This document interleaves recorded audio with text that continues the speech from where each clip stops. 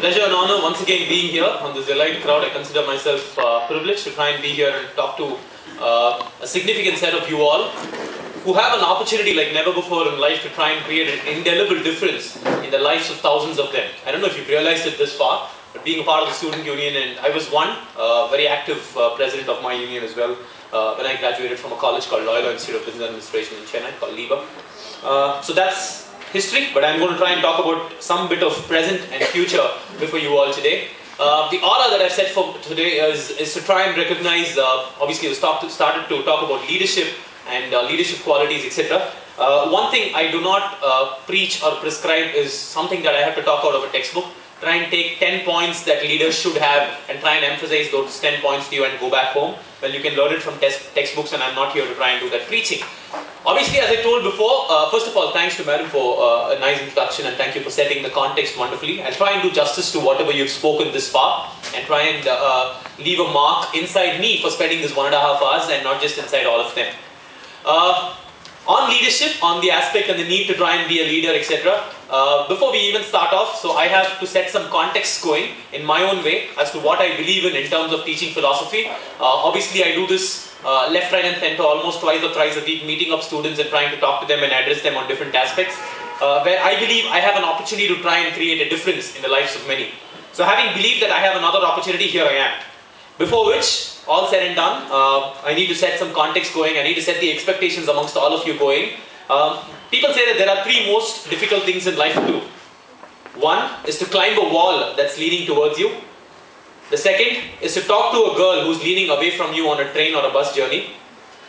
And the third is to address a group of girls early on a Saturday morning when they have 200 other better things to do, including climbing into a rug for this weather at home. So I'm here to try and do the third most difficult task, and I will try and do it in my own interesting manner and in my own style feasible. Before which I'm here to set some context. Just like you all, I also believe that physics would have been much more easier if the tree itself had fallen on Newton's head instead of the apple. So I am not a much believer or a preacher of education principles. There are at least 100 more eligible, more competent, 10 times more competent people than I am to try and do this inside this campus. So I'm not here to preach. Point number 1. And just like most of all, I believe, and I have learnt it the hard way, that I keep telling students that please do not let your studies interfere with your education. All of us were born intelligent until education ruined us. So we believe that let's not let our studies, it's a much more larger perspective. Education is a much more larger perspective, and you girls are having a never before opportunity to try and get yourself educated like never before. Having an opportunity to try and lead from the front, to try and lead the change. And most importantly, you girls are advocates and carriers of this huge brand name called Mount Carmel. Wherever, whichever part of India or whichever part of the world I go and address or talk to students, I refer to this college in some context or the other, because in my limited journey in corporate life, there have been at least a dozen people from this college who have worked under me in my different teams in different parts of the country, who have been Mount Carmelites at some stage in their lives, etc. And the kind of impact that they leave with the team, the kind of attitude that they carry with them, and the kind of results or the energy that they spread across has been phenomenal. So I believe that you all have a incredible responsibility to try and transform that experience of Mount Carmel amongst 1,000 other people who are right out there. So we will try and set the context going in the next 60 or 80 odd minutes that we spend here on some aspects of leadership that I believe has helped me in my career to try and transform into some sort of leader that I am, or what people proclaim or my team proclaim today.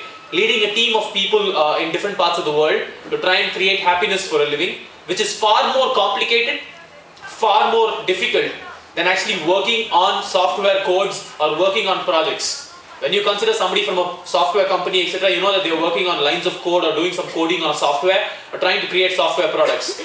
But my only KRA in my company is to try and create happiness. The only goal that I am judged with year after year in my appraisal is the amount of happiness and the excitement that I create for employees in different parts of the world. So this is the most important thing or the most difficult thing to try and do. And I lead a team of people whose only KRA is what amount of happiness that you've created today. So before I set context, before I even set my foot on leadership and the different aspects, etc., I will quickly do a 5-minute exercise. Each one of you, if you can group yourself into teams of 10 or 15 in the array of people that you're sitting together quickly. For example, these 3 can join another team. This team, you can come here. There's 3 chairs here. Row number 2, you can form a team amongst yourself. Keep one chair facing yourself.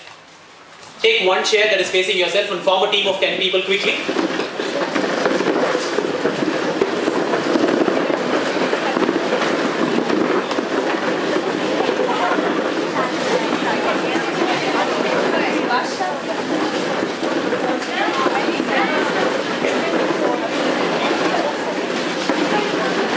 Ready? Not more than 30 seconds, girls, quickly.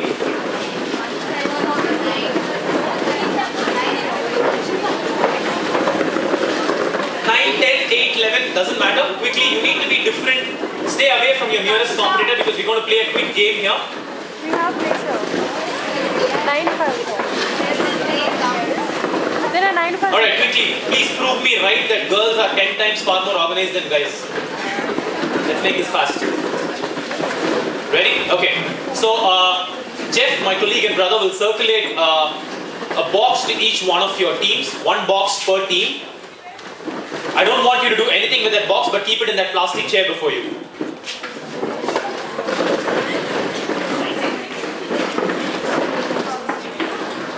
Just keep it there.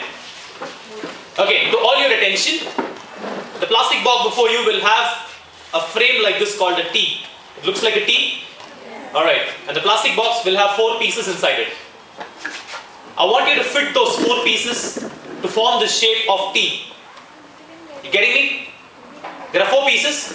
Fill those pieces here to form the shape of T. At any case, those 4 pieces have to fit inside this to form a T shape. Number 1. Number 2, please do not break any of those pieces to ensure that they form the T. Alright? Ready? I'm going to give you...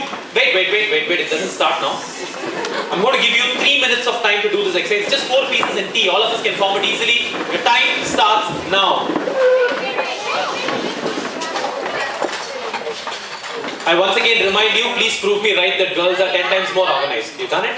So you know this exercise much before, right? Awesome. Because it's impossible to do it less than 60 seconds if you already know this exercise. What's happened to you?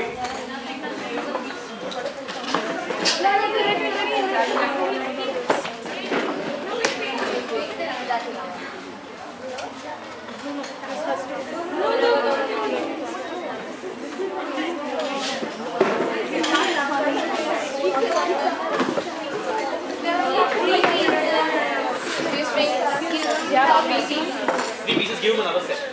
Take this. It took you 2 minutes to try and realize you only have 3 pieces in your set.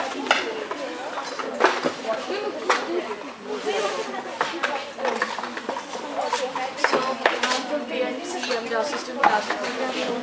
I'm not finding my... Just join any team. It doesn't matter.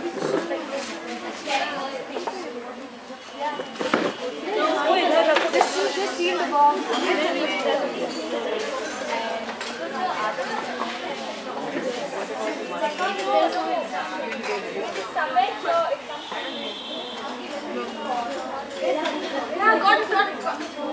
No.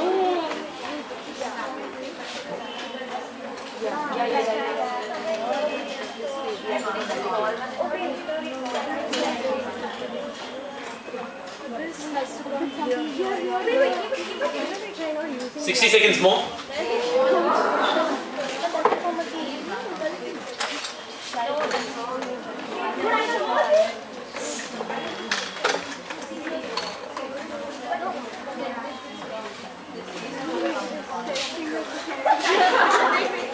Try putting that.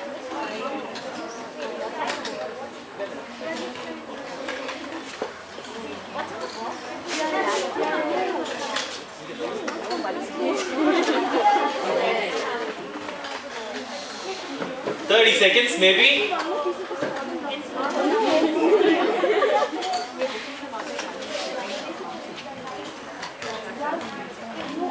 think that's it.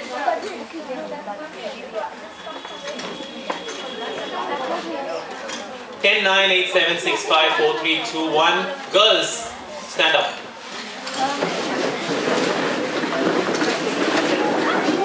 Stand up was to make sure that you move away from the pieces, so please sit down now. Alright? Alright, there was one gang that finished it faster than everybody else could imagine. They were like me, they must have done this puzzle at least 10-15 times. Nothing major to clap for yourself. You've already done it, so the problem was much more easier. Nevertheless, well done. Just to make you feel good. Alright, for the others, still somebody is cracking it. Girls, follow rules. Thank you. The idea behind trying to do such a thing was to not just try and give you a puzzle or a management puzzle to try and solve, etc. There's a lot more context that we try and play. I've played with this with management graduates, with senior leaders in companies, etc. It's very tricky, obviously, and one team has already finished the puzzle. So there is a solution to this puzzle that is available. It's not that it's never available and you have to break pieces, etc. So it's pretty easy. We will show you how the puzzle is to be done. Do you want to show, girls? One of you all? Shout it out from there. Thanks for dropping a piece down. This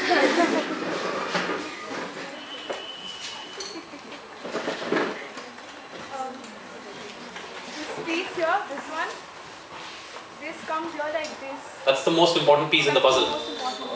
It comes like this.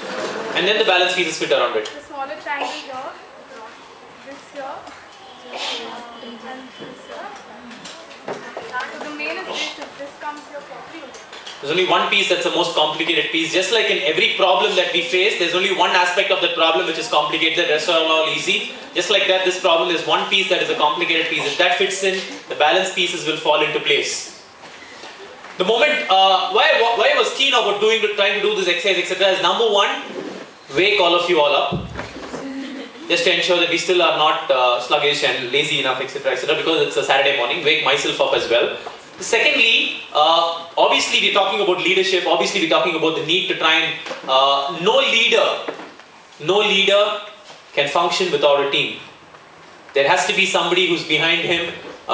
You take any leaders in history, for example, etc., there would have been a team of people working around him, there would have been a team that he's dependent on, etc. This is a team exercise, and we start with a team exercise. We start with being as a team. Leaders first start their journey by being a good team player. The best of the team players try and transform into a leader. All of you agree? All of you have become team players in some form, supported cultural activities, supported that function, this function, seminars, etc. And then now it's your time. The first important perspective I wanted to set with all of you is that you ought to be a good team player to begin with. Please do turn around and face me. There's no use facing the other side. I'm going to talk to you for the next 60 minutes, unlike the exercise. Let's come back to order.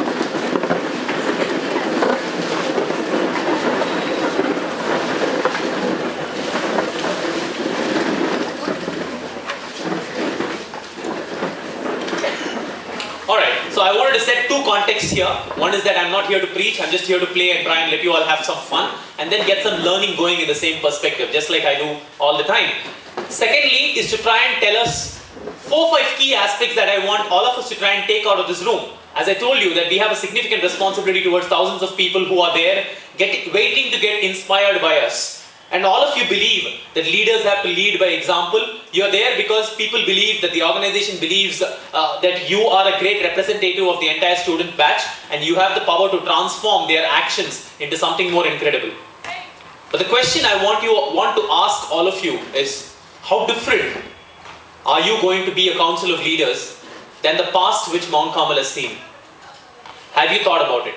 The past leaders have been extraordinary. Anybody has any doubts in that? That's why this college is known so amazingly today, right? The brand of Mount Carmel is known amazingly. You and I believe that this brand is like fantastic. And that's why we take so much amount of pride talking about it. I take a lot of pride being a part of this family to try and address students and being a part of the lecture facility here. But being a part of the student facility, you are the great brand ambassadors for this college and you have a great past. There have been some fantastic leaders who work with me, whom I have got inspired from, etc., who belong to this family. How different are you going to be with that, or are you here to try and do the same job? Last year's culturals was great, try and do a great culturals this year also. That's all is my job and then I'll be happy. You could have picked anybody else to try and do that, girls. Why you? There is a responsibility to try and set a new benchmark. Leaders set new benchmarks. The talk that I'm going to give, or the slides that I'm going to use, are not bookish. These are things that I believe in. These are things that I believe that each one of us have a slot to play. These are things that have made me try and lead my group of people to different successes in different fields over the last years. It's just not the art of what you believe in. You need, if you're doing a cultural, if you're doing an event, etc., you need to work with a team. Leaders make the team believe that they are doing something towards the team, which they believe that the team will also enjoy. Leadership is not just trying to make 10 people that's bossing around, right? There's a lot of difference between a boss and a leader. I want you to get that straight. A boss makes the team do things which he believes in. A leader makes the team do things which they believe in. He just leads by example. He gets that belief going in the team. He gets that trust going in the team, and he leads by example. It makes the job even more easier. You take, obviously, it might not be a wrong context to try and refer. I might use a lot of movie or cricket examples here. You take a cricket leader like Dhoni, for example, who's a great inspiration for many millions. Obviously, that he made the team believe that the World Cup winning is significant because the team also believed. He led by example. All of us saw it in the World Cup campaign. He made the team believe that reaching the campaign is far more significant for us, and everybody, he had like-minded people in his team. Okay, and so for some people, it just happens. That's a stroke of luck, not just luck. You need luck to try and get success going. From a good leader to a great leader, everybody's got a stroke of luck. But then he believed, along with him, the team also believed that they also want to go through that campaign. The first question to ask, obviously all of you are here for a purpose. Obviously all of you have been chosen as student leaders, etc. The first question I'm going to put forth to you is, do you believe? Is it true? Do you believe that you are a leader? Do you have it in you?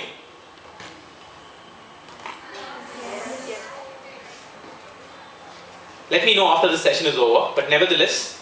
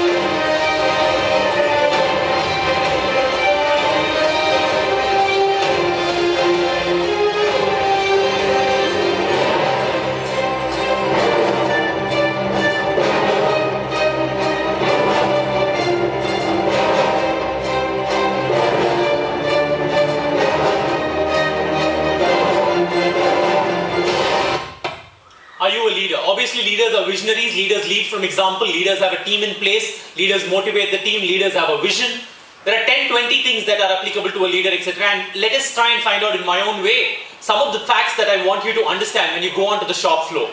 What happens is not the theory that we learn here, but what happens is how you react to situations when it comes to the shop floor.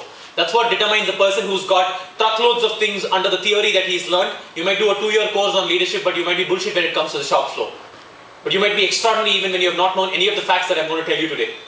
What's made me a better leader, or I perceive as a better leader for a few thousands of people back there at work, is the way I have responded and reacted to situations and problems, and the way I have gone about and tried to lead by example.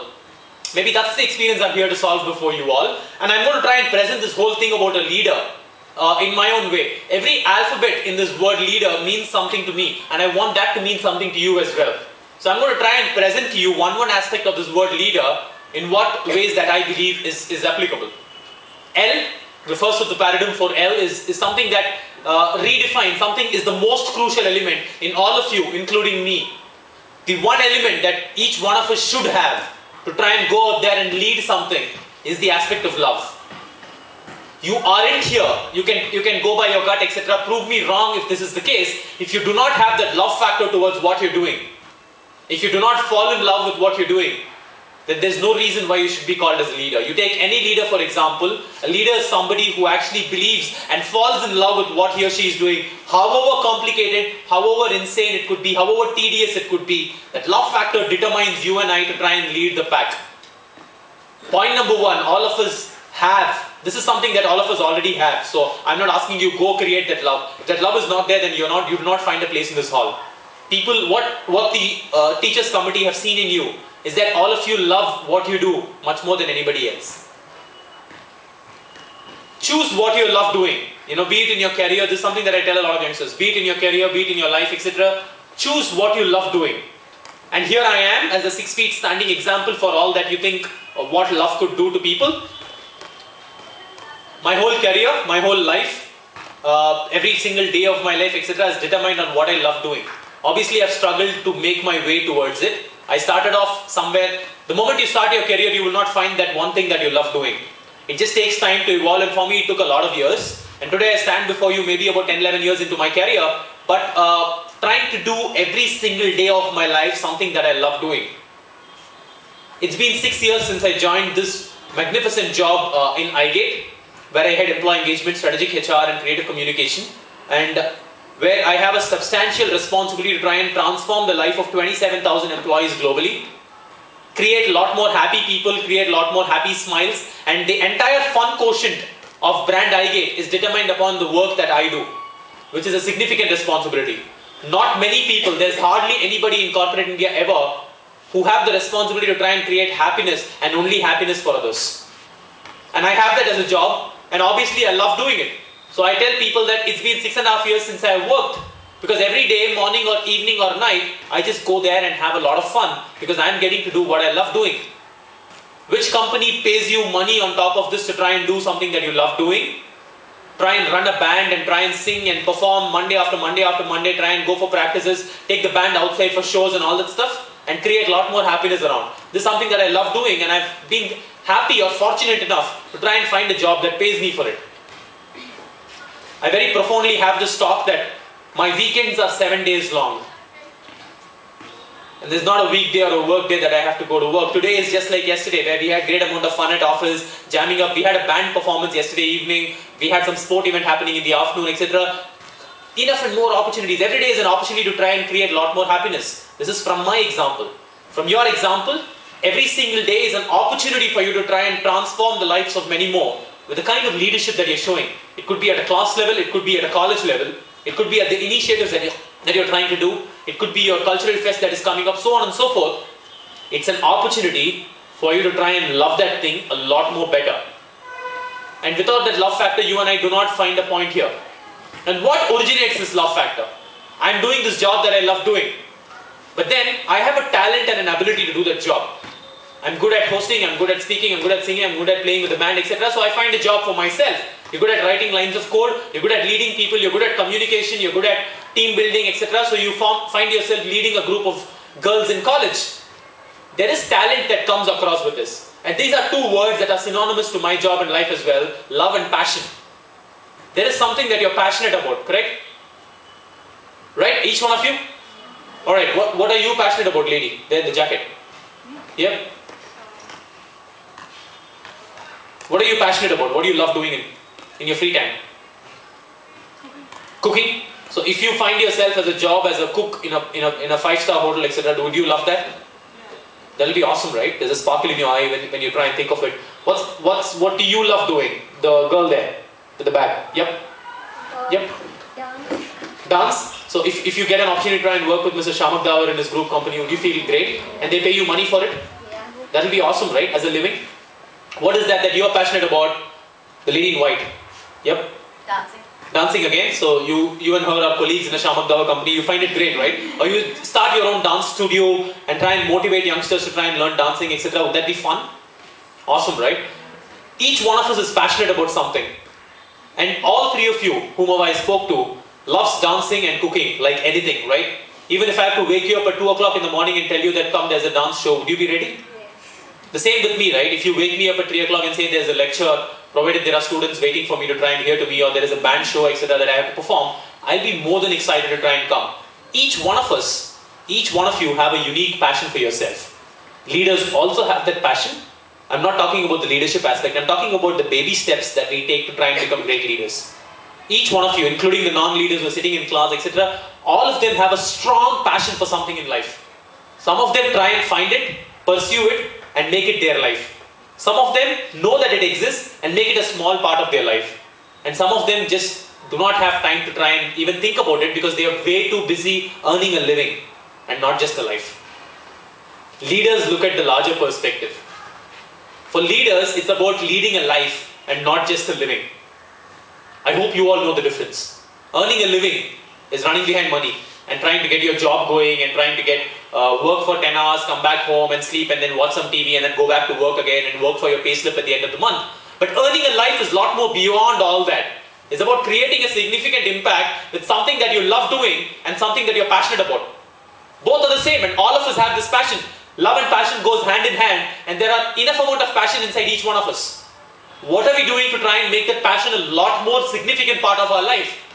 I am passionate about speaking, I am passionate about hosting, I am passionate about singing, I am passionate about blah blah blah blah blah, 10, 20 other things. And here I am trying to make a life of all of that and I have an opportunity to try and make my life, every single day of my life inside my passion. It was not that I was born with all these. I was born with this passion to try and speak or host shows or whatever. I've been a good speaker from my school days, that's what I believe in. But then it's for me to try and make that passion my life. It doesn't happen overnight, it doesn't happen all by itself. Leaders go out there and make it happen. You just have to make it happen and you're here to try and lead a life of your choice. You agree or not? Are you here to try and play a life of a software engineer? Maybe that's something that you love doing. But leaders make their life happen according to their whims and fancies. They do something that they are extremely love doing and they do something that they are extremely passionate about. It's for us to determine. Maybe it's too early for us to determine what we are passionate about, but it's never too late as well. What if you try and think of that one thing that you are extremely passionate about and try and make a living out of it? Every single day, every single minute of your life will be alive and kicking. You will not be working a single day. Your life will happen, your living will happen, you will earn money, you will earn fame, blah blah blah, promote companies, etc. etc. But most important factor for me is that you will be content and happy. And in the process, you will be motivating and inspiring thousands of others. Thousands of others. Each one of us is capable. A hero or a leader is no greater than an ordinary man. Just that he fights 5 minutes more longer. Just that he drills a lot more deeper, he gives his passion a lot more thrust and following. The leader also has a passion, a hero also has a passion, you and I also have a passion. What differentiates all of us? Maybe just that they have the guts to go and pursue their dream a lot more harder, not thinking of anything else. Maybe that passion, something wakes them up every single day. It drives them to success. And I want you to understand what this passion can do to each one of us. It's significant, it's breathtaking, and I want you to understand this.